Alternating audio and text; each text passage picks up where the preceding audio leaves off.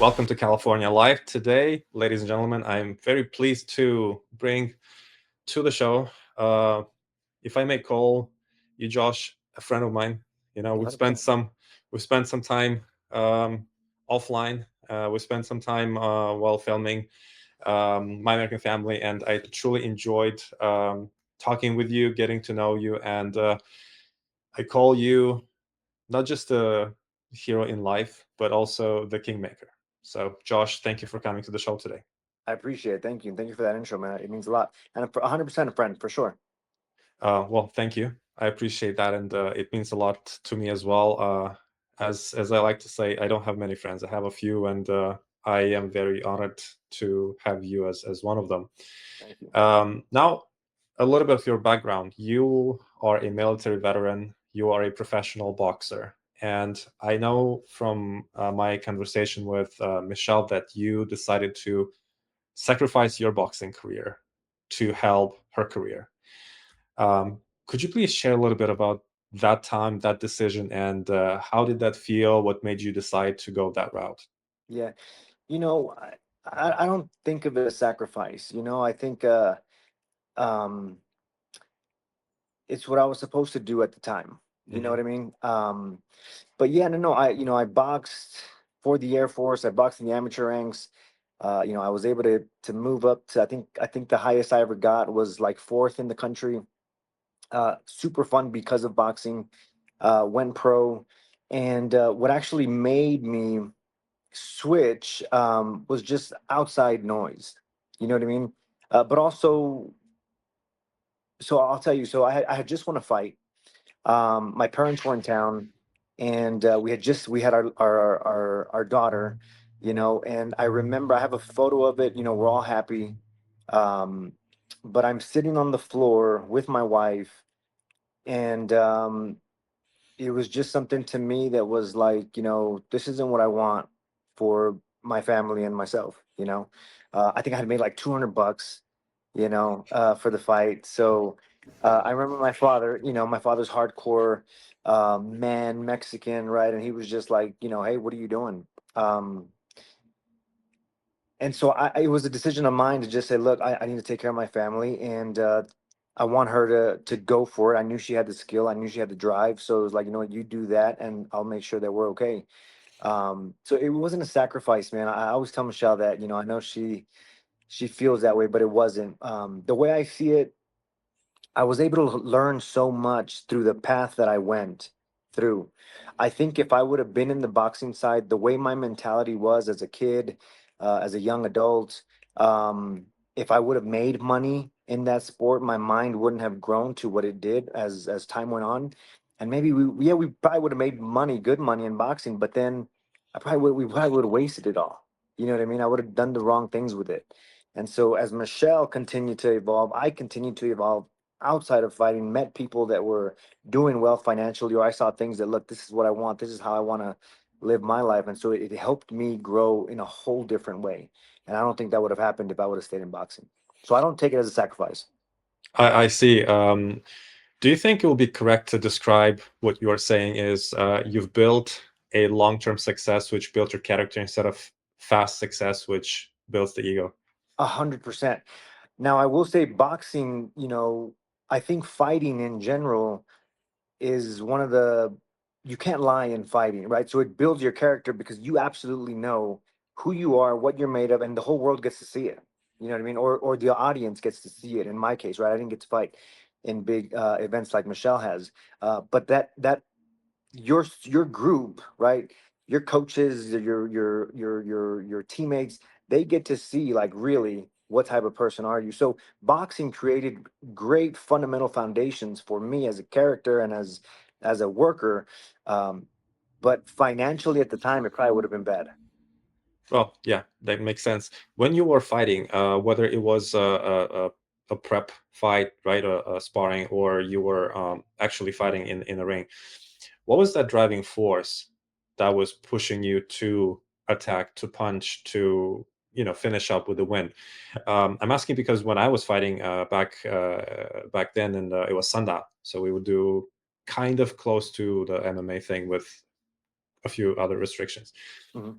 My problem was one of them. I didn't feel like punching, kicking. Like, inside I had to push myself to go do it. And I see other people, they just have this drive. Like, look at Mike Tyson. He just goes and, Kill mode. yep, Yeah, yeah, yeah. yeah. You know, I will say this. I did have the killer mentality. Anytime I fought, my mentality was finish the fight. Every time I threw a punch, later on in life, I learned, all right, set up, and I was very good at it. I was able to play chess in the boxing side of things, but I did like. It's gonna sound ugly, I think, but I did like the feel of knocking someone out, or knowing that you can't do it no more. You didn't get me, I got you. Do you know what I'm saying? Hmm. Hmm. But that was Yeah. such a long time ago, man. Like, it's funny because it is true. The older I've gotten, the more, before it was very much like if I saw a fight that was going, nonstop, I would be like, man, you gotta, go get it. You gotta want it. Where now my mentality is like, hey, stop the fight. Like, that's enough.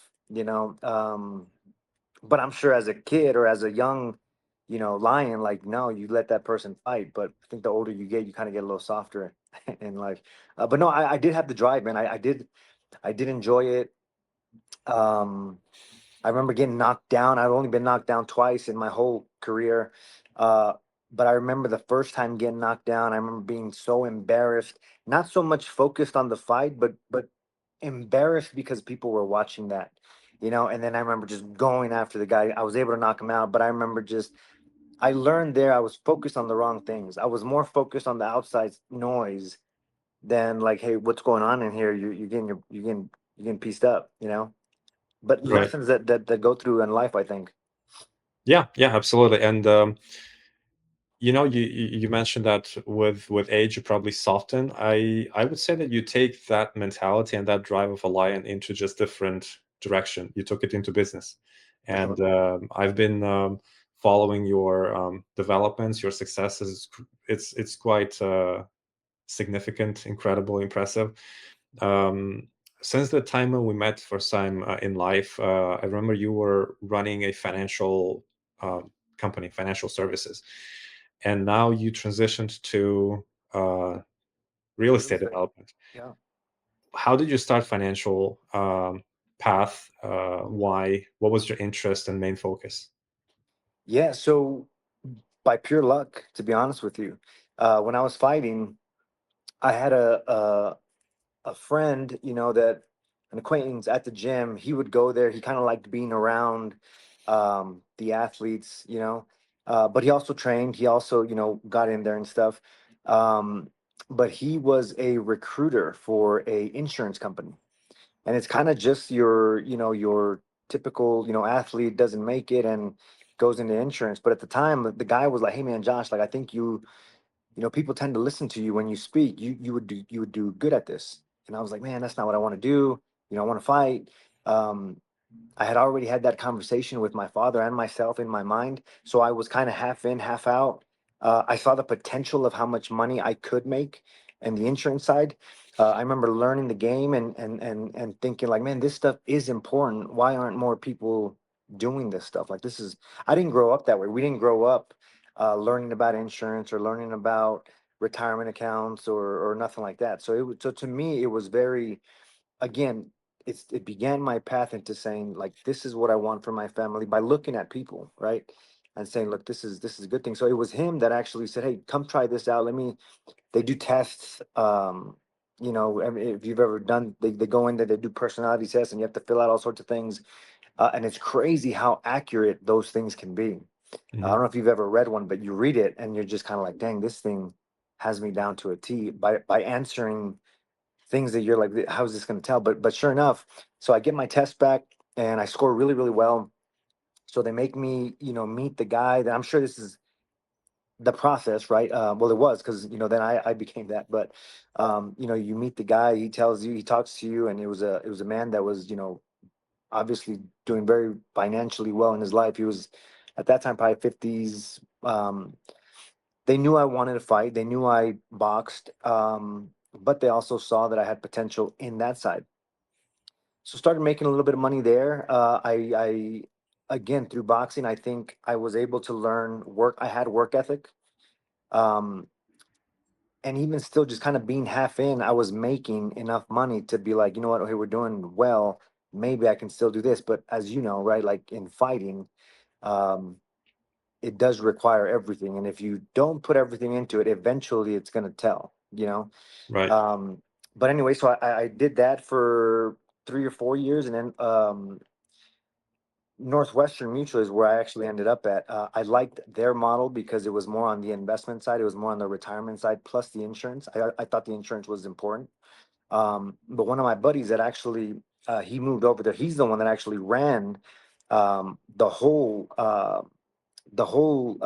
region, and then I was kind of like his number two, you know. Eventually he wanted me to run it, and it was kind of one of those things where I was now way more focused on Michelle's career. I just told him, I couldn't do it. But during that time, kind of tell you how I transitioned through the whole thing. In 2017, uh, I had two clients that were big in building, and they were they did real estate. And every time I met with them, man, like the numbers would just continue to get bigger and bigger and bigger. And it was something that I, again, want and have wanted for my family. Not because of money, but because I know what money can do for you as a family or as a person, Um, and so started to kind of shadow and watch and kind of to play foreman for certain things. I would get into the trades just to kind of learn them, right? Whether it was concrete framing or whatever. And then finally in 2022, I pulled the trigger and became a GC. And yeah, so I'm building spec homes now. Apartments is my goal. But right now, we'll try to do, try to go for, I'm trying to get to 6 homes a year for now. Wow. Well, that's quite a lot. It's basically what a home per 2 months. Yeah, it'll all be, we'll be building them. Kind of back to back. So it won't be, one at the same time, but it's good for me because it helps me keep some of my subcontractors busy. Right. But even six is just not enough for them. They need work. So I'm trying to team up with a few other people, try to get where we can have, 12 to 15 homes a year and keep the good subcontractors so that they know they have work with us and then plus we do well. Well, that's fantastic. Obviously, before we get a little deeper into the real estate stage, how did you manage this financial business? On one hand, you still kept training yourself. I've seen you posting. You were training with Michelle, and then you were supporting Michelle in her UFC career. That's quite time consuming. Yeah, for sure. How Yeah, did no, you balance it up? I just did it, man. Like it was easy because she's my wife, so therefore me and her are still spending time together. Right. Now the coaching your wife and all that, that's a whole different aspect. It took us a while to kind of get to a good spot. If you've ever coached a loved one or whatever, like the emotions are there and it could get tough. It can get tough. But I think, we were lucky in the sense that Michelle and I we were forced to be a close family. Luckily, she is my best friend. We have a ton of fun together. But luckily, because of the relationship we had, and then when we had our daughter, it was just normal for us to be together. All the time. Most couples that I know, there's nothing wrong with it. They need that time away, and so do we. But we were able to do more things together than I think most, just because we had to switch hats every now and then, right? I played manager, I played coach, I played all that stuff with Michelle, and so it took us a while to kind of learn the roles, and then kind of go back to husband and wife. But we were able to do it. So it just worked out. I think I'm super lucky, in the sense that Michelle and I have a beautiful and a great relationship. So it wasn't that hard. We've had hard times for sure, but I think because of the relationship, it wasn't that hard. Um, if you could share a few maybe tough but funny moments within the coaching. Man, well, the coaching's tough, man, because again, like she takes it personal, right? One. I remember one time. So anyone that knows or knew Michelle on the fight side, like she's fast. She's fast, right? And her kicks are very, very hard, right? And so here was my philosophy when it came to coaching. I would go watch her spar. Other than that, I wanted her coaches to be her coaches. I didn't want to take that from her. I thought it was important that she had her thing because I still had my projects on the outside, whether it was the financial industry or even now on the real estate side.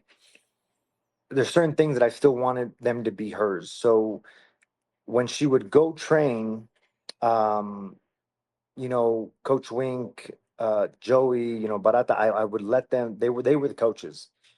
I always had an eye for the fight game. I think and so I would see things, and I would say, okay, Michelle, this is what we're gonna work on, right? And I wanted her to. I've seen when Michelle does certain things at the gym, and if it's to the little guys that are, they're 130, 120, her stuff hurts, right? And then so what do those guys want to do? They want to get her back, and they would, and it's just different. Anyone that's been in combat sports knows that it's different when a man hits a woman. And so I was like, I can take it, but and then I just won't retaliate, right? I'll let her go to town on me. And I remember one time, she's going to town on me, she's kicking me, and I'm laughing. I don't mean to laugh at her, but I remember smiling, and I remember her kind of getting teary eyed and kicking me even harder and even harder. It's what I wanted, but it didn't feel good, right? And so I remember at the end of it, she's still emotional, and I was telling her, like, babe, like, I'm not laughing at you. I'm laughing because it hurts. Like, it hurts when you do that. And sure enough, man, the next day, my whole leg, I wish I would have had photos of it because it would be from, just above the knee all the way almost to my hip where the bruise, expands or whatever, where and I was a boxer. I didn't do kicks, so my leg would be shredded. And here's the thing, I can't check because then I possibly could hurt her, right? So it was just like, take it. So that was one that, she'll admit it now where she would giggle because she was happy that she hurt me, But again, I tell her like it wasn't, I wasn't laughing because I was laughing at you. I was laughing because it hurt. As you just mentioned, you've had some challenging times with Michelle, and probably quite a few couples they go through these things. What is your strategy, recipe of getting out of those situations and how to keep the relationship strong? I think, man, communication is a huge one, for sure. But I think also just realizing that, um, they're cliche, but right, the good times don't last forever, and the bad times don't last forever as well. So just kind of knowing that, I think communication is big. I think one of the biggest things is something so small, but when you go to bed, right, like don't go to bed angry. Um, Now, for us, it was simple because, well, it wasn't simple, but it was something as simple as, all right, we're in bed, she's mad at me, or I'm mad at her, whatever it was. And it would start with, like, your toe touches her foot. And okay, that was good enough. And we knew, okay, we're good. It's something so stupid, but it's still something so big, right? Like, no, I'm here, you're here, and we're good. So that's what I would say is like, don't go to bed angry. I'm not the first person to say it, I've heard it before. But I think that's super, super important. Right. Plus, you have this value of the relationship of your partner. 100%. You're not the person who is just turning away and leaving. Um, you've had experience with the boxing community, with the boxing association since you fought professionally, and then with Michelle, you experienced UFC as organization. How was your experience working with them? How are they different from boxing association? Association wise, I don't know. I never got to those. I never fought in like a big card or anything like that. But I will say, like, what I've seen on the UFC side, they're a machine, right? And they everything is organized, everything is is good. Um, I think it's very hard. We still talk about like the pay gap in boxing, but I mean, look at what I just told you, right? I remember fighting and I made $200 or whatever it was. The UFC, if you go to the UFC, I get it, it's not a lot, but they'll start you at 15 and 15, right? If you win. Um, I could argue against it. At the same time, I could argue for it as a boxer that was making $200 a month. or $200 a fight. Right. You know what I mean? For 8 weeks of training, and at that time, I was just nonstop training. You couldn't get me out of the gym, but to fight and make $200, like it's nothing, right? So if you make the UFC, then you know you are at least going to make some money. Um, so yeah, I don't know. The UFC, I will say this, as far as like the way I hear like the commentators speak in at UFC or any, I don't think I've ever heard like bad things being said. And I'm a purist. I love boxing. I think boxing, we downgrade other boxers very very quickly, right? Look at if a fighter's 30-0 and then he loses one fight. Miguel Cotto was a perfect example, right? When he lost, they just went to town on him. He's one of the legends, and they went to town on him that he was no good no more. Blah blah blah. And UFC, you can have a bunch of losses and know, like, no, this person's here to fight.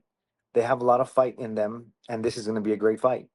And so I praise the UFC for that, or like your Joe Rogans, right? They're never trying to bash someone because their style is boring or whatever. No, like they emphasize on how hard it is to do whatever the person's doing. Where in boxing, if you get some, two guys that are more strategic, right? Floyd, who didn't get hit much, and for how many years was he bashed when he was in the game? Now he's praised, but when he was in the game, it was it's boring. He doesn't like to do this. He doesn't like to do that, and that's one thing I would say. I think MMA. They lift their people up. Where in boxing, I think you can see a lot of people pushing people down. It's very interesting that you mentioned it, and the reason why I'm asking your experience as, let's say, Michelle's manager, right? So more of like a business relationship with UFC, is because I have heard of the trial, which was led by Kang Lee and many other fighters Mhm. against UFC. They were arguing the pay, they were arguing monopoly, quite a few things. I don't have all the details of the case, but I know that you and Michelle, you still have good relationship with them, Mhm. and I've seen you meeting Dana White and like higher officials of the UFC. So it's very interesting to learn about your experience working with these people. What do I think of those people? Yeah. You know what? I think they're good people, but I think they also, their business is business. I never took offense to anything that, even though I didn't agree with certain things, certain conversations that I had with whether it was Dana or certain UFC officials. Like, it was never, at least for my experience with them, was never personal. That was business. Right. Right.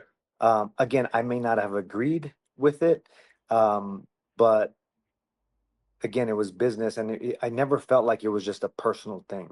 Hmm. And that's one thing I can say. As far as the case, I don't know much about it. I do, in my opinion, Michelle should have made way more money than she ever made. But again, I'm biased with that, right? I think at the level that she had gotten, and she still made great money, but she should have made more. She was one of their top draws. I think her and Paige had, I think, if not the highest, I don't know what it is now. At the time, it was like the highest viewed fight. You know, on ESPN. I can't remember what it was on, but that should have been rewarded. Did she get a check? Yeah, for sure, but I don't think it was what it should have been. But again, when I've negotiated with, whether it be Dana, and luckily I was able to work or talk to Dana. He's treated us well. He's treated Michelle well. I have a lot of respect for Dana. Some people would say why or whatnot. I think he's a good man. I think he's a great man. Um, but again, there's certain things that I wish we would have been able to get more. Uh, but I never, whenever he told me no, or certain incidents happened, I never felt like any of it was personal. I don't know how to describe it. Like, he does a good job of um, pushing business to this side, and now when all that's done, or even before it's done, he's a good human being. Right. Well, he gives the same vibe to me. I do not know him personally, and I love learning about people, and getting ready for the meeting when it happens. So I know more, I can feel more, I can ask more. But what I've seen so far, even based on his comment related to the elections, when he mentioned that when Donald Trump was running and he gave him a call, he said that I understand if you would say no, but would you mind speaking for me? And then Dana said after what he did for me, for my business, how can I say no, right? So Right. many of his comments that he says are pretty strong, straightforward, and I do like that about him. For sure. Uh, Yeah, I never with Dana. I never. He's very direct, man. He's not gonna fluff.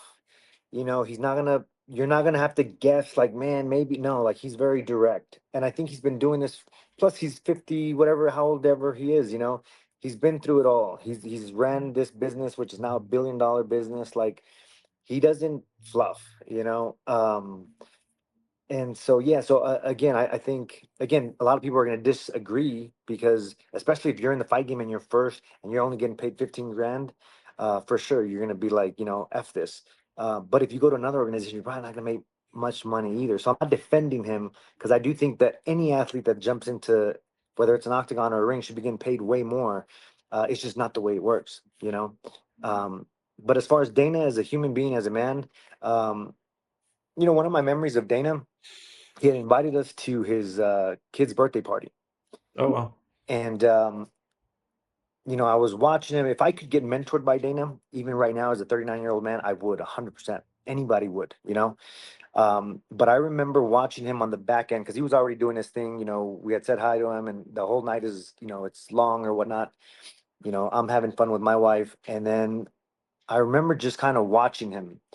And this dude was just kind of I felt like he was just kind of taking back the moment because he had just provided his son with a beautiful or a huge birthday party, right? He's in Vegas and all this craziness or whatever. But I was probably like 20 feet away from him. I'm watching him, and he's just watching his kid with a big old grin, you know. And that to me was just like this dude, you know, he- you know, he's I think he's a good man. I think if you would have seen that like look, like it just showed that that's what he was doing. Whatever he does, that's what it was for that one little moment. And that's the impression that I got. Right. Well, I can't agree more with you. I do hope that we meet one day with Mr. Dana, and it will be also very interesting to learn. But now we focus on you. Yeah. Um, so UFC on one hand, you have financial business on the other hand, and now you decide to get into construction. How did you transition? How difficult was to get the GC license, and how did you build towards that path? Well, yeah, like I said, I got lucky enough because I had those people. And so, like I said, 2017 is when I wanted to start to like shadow, you know? And so that's what I started to do. And I would get to certain job sites or whatever, and I would just work. I still do it now, where people tell me, like, what are you doing? You're the GC now. But you'll still see me if we're gonna pour concrete, I'll go out there with the guys and I'll pour concrete. Now I won't do it like they do for every day, but I'll do it one day, right? I'll go out with the framers and I'll start helping out. Some of those stuff is more detailed. I stay away, like the cabinetry and all that stuff, but how I got into it was, yeah, 2017. Like I said, I started to shadow, then more and more. So in the finance game, you get residual income, right? And so I was lucky enough that I had clients from 2012 to 2017. So I was already making, even just on my residuals, I was making really good money, you know? So I was able to kind of step away to do what I wanted, you know. And then as time went on, the residuals go down because I no longer was bringing in the business that I normally brought in. So I was fortunate. Everything happened by luck, but it was fortunate in the fact that when I started to move over, I had income coming in. Michelle was starting to make good money, so I was able to start to learn, And then, like I said, 2022, I think it was when I said, I've been now doing this for like 5 years. I should get my GC license. And talking to a buddy, he was like, "Yeah, Josh, you're on it, so I'll sign off on you." And I would work for him a lot before that. Um, and then yes, started to hit the books. GC'd, and boom, now we're making our own homes and selling our own homes. Are you licensed only in your state, or you also have licenses for other states? Right now, only New Mexico. I'd like to build in Texas and Nevada, Vegas area. Texas is a big one. I have friends that do stuff out in Cali. Um, I just think Cali's expensive right now, man. It's still being done, but Cali's super expensive. Here in New Mexico, we get a really good profit off of the homes that we sell. Um, Texas, I gotta figure out. I do want to start doing things in Texas. I hear that you don't need a GC license, which is crazy. Uh, but they say that that's how Texas works. They still get the inspectors to go out and I guess make sure that things are getting done the right way. That's where how we are here. You do have to go through your license and go through. You have to test and make sure that the person knows what they're doing. But almost, we get inspected on a lot of the trades that we get done, Right. whether Um, it's the county or the city, whatever. how do you do the market research? For example, how did you figure out that building these types of homes would be more profitable than, let's say, other types or multifamily? Well, I was able to. I have good. I consider them friends or now mentors, right? They've been doing this for years. I have a buddy who I respect like crazy.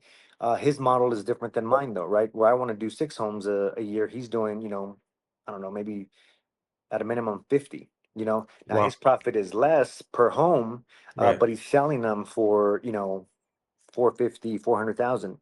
Um, Mine are selling 700 to 900,000. You know, um, Now my reason behind it was I have another buddy, and that was his model, right? I didn't create this. I didn't reinvent the wheel. I would talk to him and ask him, and his thing was, don't cater right to the, especially now the way the markets are and the way life is.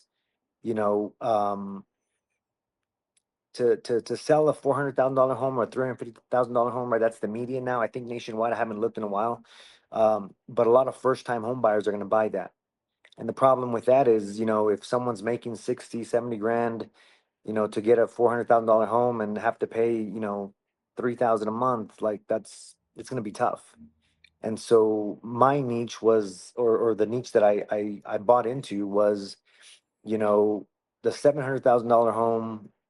It's going to be more of your 50-year-old or 50 plus, right? Maybe they're, moving from California. Now their family's gone, and now they want to sell their home and buy something else. And, now they've owned their home for however many years. So they have, a ton of equity in their house. And that's the niche. It's a smaller demographic, but it's the demographic that is going to be able to buy with no problem. Right.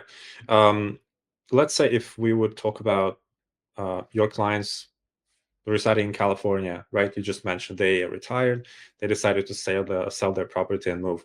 What are the benefits to move To to New Mexico to, let's say, buy your home? How do you advertise? I don't. I let the realtor do their thing. Now, obviously, I post about it. I don't have a big following. I think I have like, I don't know, 10,000 followers or whatever. But I think it helps. My wife, she has a way bigger following, but I don't have her post either. Every now and then she will, because she's the one that helps out with the design. If I was the one doing the design, man, you just have like a bachelor pad that probably would not look good at all. So I she, like that style. yeah, I'm more like hardcore modern, and Michelle puts in that warmth, right? She's very good at picking out colors, even for our restaurants. Like, she designed the color scheme and stuff like that, so she's great at that. But as far as like market research, what I do is I'll look for an area uh, that has homes that are already worth what I want to sell the house for. That's what I do, right? Mhm. And once I see that, then now I can build the house that I want to build. Then I got to find the land and figure out, okay, will this make sense? So you have to buy land and buy all the materials by yourself, right? Well, yeah. So first, like I said, first I look for the area. If the area has, and the homes are worth, that just under a million mark, or 800,000 mark, then I'll look for lots, and then I'll look for lots. I'll go, I'll drive to them. I'll see, okay, could I build something here? I like to have a good view. So that's what I'll look for. So then I do that. Once I get that done, I'll tie up the land. And then from there, I start to, I get with a draftsman or an architect. They draw up the type of home that we want. And then from there, I'll start to get bids. I'll start to get bids, see what it's going to cost me to build a house. I now know what I can sell the house for based off the homes that are around there. So then I can tell, okay, look, this is what my profit will be. Let's go. But yeah, as a GC, you're in charge of everything, man. Like you're basically, which to me is so easy, right? Again, I think my boxing background makes me not get stressed out with all the chaos, because there's a Right. lot of GCs that get tons, very, very stressed out. Um, and then my time in the finance side, especially when I was now helping run the office, we were now helping guys build, or gals, build their book of business. So managing people is not hard for me.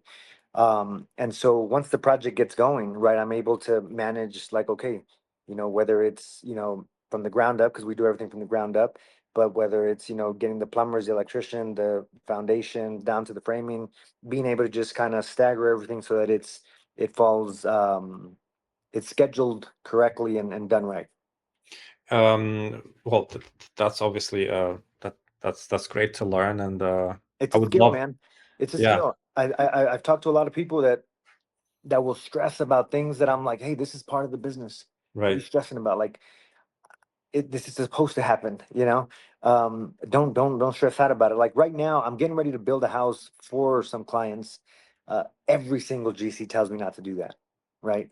um, I understand why, especially, me. I've been self-employed since I was 24, right, when I got out of the military. um, every single GC, like, again, tells me, don't do it. You're going to be upset, and I understand, because now technically I work for them, right? They're going to now tell me what I want to do, uh, and so I said, you know what, I'm going to do this one to see if it's something I like or I don't like. But the benefit to that is, right, they have to put up their money, and then now I build their home. I think I'm better off at talking to certain people, where the construction side, people are rough, man. They don't, they are also kind of very direct, but also just don't want to deal with BS.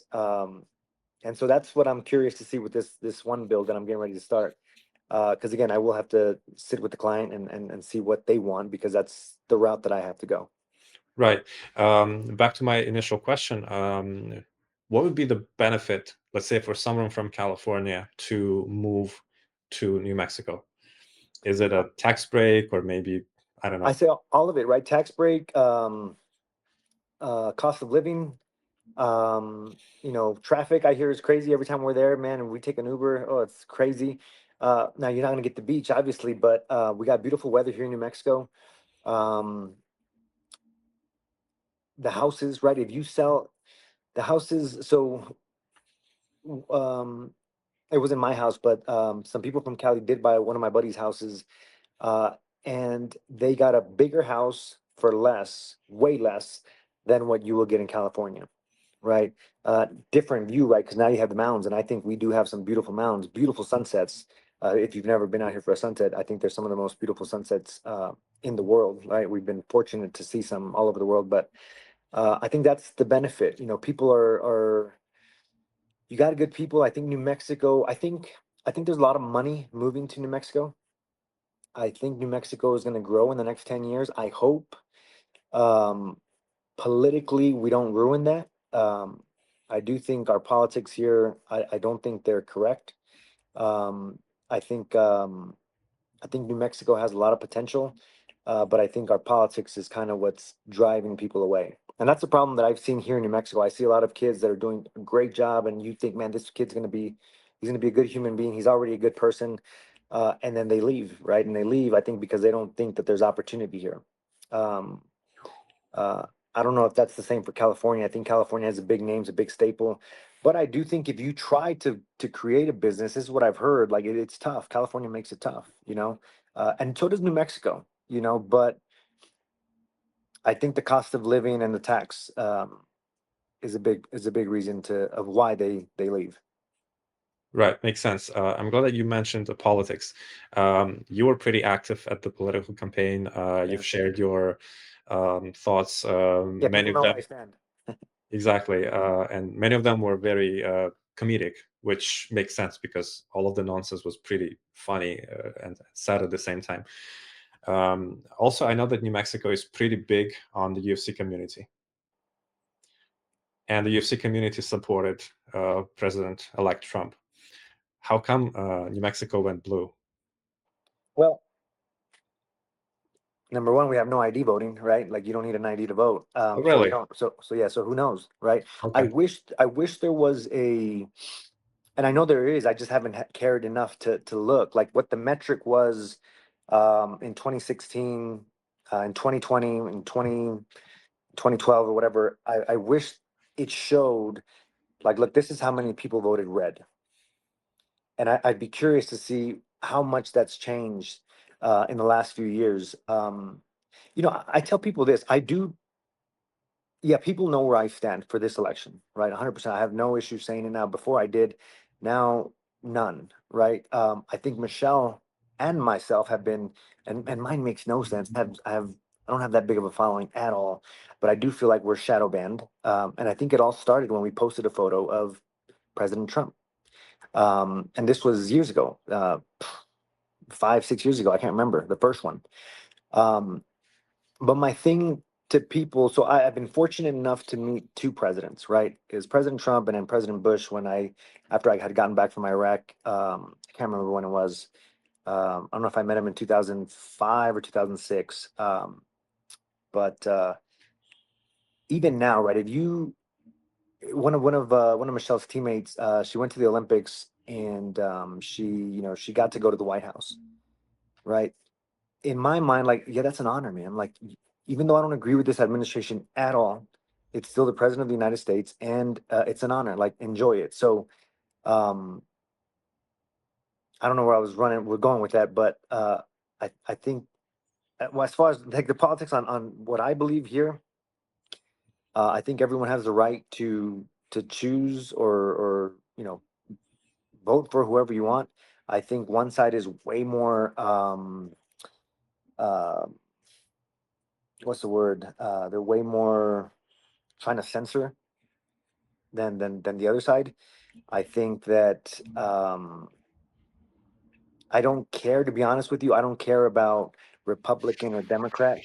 I just think right now the side that I fall more aligned with is the Republican. So if you want to consider me a Republican, I'll be Republican. Well, I Um, consider you American, and I 100%. think that's the correct way to go, no matter For which sure. way people decide to, uh, go and support. What made you choose this side for this election? I think, I mean, a lot of things. I think, the I think if you don't see that now, I don't know what to tell you. I think everything that I've seen, the Democrat side accuse the Republican side of, that's what they're doing. And it's crazy that people, to me, it's crazy that people don't see that. People will say, oh, well, Josh, you just watch. I don't watch Fox. I don't watch CNN. I get my news sources from people that uh, have nothing to do with those organizations. At first, it was a lot of like vetting and researching and stuff. Now I trust them more than I trust the actual mainstream media. Um, Joe Rogan, regardless of what you think of him, like the dude puts people on so that they can give their expertise and he doesn't shut them down. Now he will question stuff, and I think that throws people off, especially when the whole COVID thing was happening. That's what kind of got me going was COVID. Um, Actually, into politics was the first election with President Trump. Because I remember like watching it and thinking, this is going to be a clown show, right? I was one of those like, man, Trump, how is he running for president? This is going to be so stupid. Hillary's going to win or whatever. And then I would watch the debates for entertainment, right? Not to inform myself or anything like that, just for pure entertainment. Right. But then this guy would say things that you would say, well, like that makes sense. How come? Why are we doing that, or why aren't we doing that? And then you would see like the media go to town on him, and you'd be like, "Well, time out. That's not what he said, though." Like if you watch the whole 3 minute or 5 minute clip and not the 10-second clip, you would know that, well, that's wrong. So early on, I learned like, man, they're really trying to spin things on this Right. man. So I became, I voted for Trump twice, right? But I became like, well, this is BS. Um, and then yeah, that's kind of that was my introduction to politics. We never paid attention as a kid. Even now, I think kids shouldn't be paying attention to it. I do teach my daughter. I have a lot of conversations with her, but I tell her, look, politics is going to affect you none right now. Whether Kamala or Trump wins at the time that we didn't know, it affects you none, babe. Like mommy and daddy will get to work. You will still have a great living. Well, our family will do great. We'll just got to figure out ways. We as the grown-ups have to figure out what now we have to do to continue to keep our life the way it is. But if Kamala won the next day, I would have been upset. I would have been like, dang, America's going to shit. But I would have gone out and I would have worked my ass off. Now that President Trump won, I will be honest, I do have a sense of relief where I'm like, all right, I think we're going on the right path. But I'm still just going to go out and work my ass off. So nothing much changes. You have to go and work. You have to go and work your ass off. You know what I mean? And I think that dude, I think I know he's a billionaire, which is kind of weird to say, but I do think he does understand like the American people. I don't want a kid, a boy or a man in my daughter's restroom. I just don't. Um, if you think that's offensive, or to be offended, right? I don't know. I just don't want that. There's a lot of stuff that we could get into politic wise that I just don't agree with. Now, I do just like what you said. What makes America so great is this: you can do whatever it is that you want to do. Just don't shove it down anyone else's throat. Don't hurt anybody, and just live your life. And then let me live mine. Right. Exactly. Mhm. Um, my last question would be, you mentioned that you were with Michelle before your fight for $200, and then you had daughter, and then you changed your mind. So you guys got married pretty young. Um, right now that I see among the young people, and I've started seeing that when I was filming My American Family show, is that they're not just afraid of doing that step, they think it's wrong, right? What is your perspective on that? What is the pro or con? How do you see that? And maybe this could be a good advice to the young people. Yeah, I think they don't respect the marriage side, right? It actually happens a lot in the military, man. And the reason for that is, right, you realize like, oh shoot, if I'm married and they deploy, I deploy or whatever, we make more money. So you see a lot of that stuff in the military where people get married just for the benefit. Um, and so therefore the respect goes out the window because they're okay with, hey, we'll just get divorced later on. I never saw marriage that way. My parents are old school in the sense of like, my mom had me when she was 16, right? They got married and very, very traditional Mexican where it was like, you take care of, so I've always respected marriage, right? I would tell my Michelle that, at an early age, like, listen, if we get married, we're not like, there is no divorce, now we're lucky enough where you know, I love her and she likes me, so we do good. And that's an important one too, man. Like, do you like the person? Sometimes it's even more important, right? Because you can love someone because they're whoever they are, but do you like to be around them? I think that's a huge thing, and I think it's underestimated. Um, but I would say for the young people, I think we have so much negative stuff put out there with like with music and with you know TV. Everything is whether it was done on purpose or not. Like we're trying to empower women and empower men. Where like men and women don't need each other. No, like if you can find that one person that's going to have your back and focus on that and forget about the outside noise and focus, then you're going to do great in life. And what I mean by that is, if you're a man and you're out there just trying to chase women, you're not going to accomplish anything. Maybe you'll get by and do a few good things, but your mind is gonna be all over the place. So you're not gonna do well. And same, maybe even more so for a woman, right? Like, are you going to be respected? Who knows, right? Society is still, we still have our thoughts or whatever. So I would say, yeah, find a good person, a good partner, and then just go after life like no other. Well, Josh, thank you so much. That was incredible experience. I'll call it now Victor's experience, like Joe Rogan says, Joe Rogan's experience. It was a pleasure. I could finally sit down and have a conversation with you. I'm looking forward to filming the Yeah. documentary for Michelle and for you guys together, for family, for the legacy, for the message that you bring. Thank you for what you do. Thank you for what you do for the country. Thank you for your service, and I look forward to our next meetings and next episodes. Yeah, be straight. And thank you for having me. And yeah, we'll get together soon.